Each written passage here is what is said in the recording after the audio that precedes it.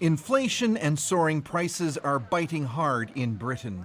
In secondary school, you have to wear the blazer. You cannot get away with not wearing it. Lisa Deneen has 4 school-aged kids, and at £100 a blazer, this free uniform exchange set up at a charity in her home of Gillingham in Kent is helping families get by. If I can find the size that I need, then it'd be brilliant. Year-over-year inflation in the UK is running over 10%, but products like milk, butter and cheese are 2 or 3 times more than that.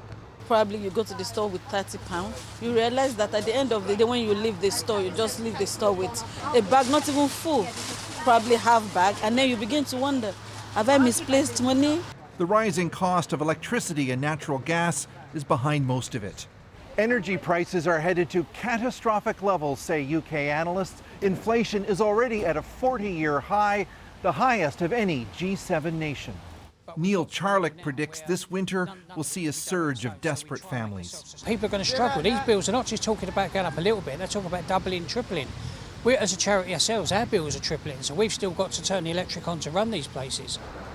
Britain imports half of the energy it uses, and disruptions to pipelines and the war in Ukraine has made it far more vulnerable than, say, Canada, says economist Sanjay Raja. The UK is a small open economy. It's not resource rich as Canada is. And that just means those price increases in the global markets tend to feed in more acutely into the UK inflation data.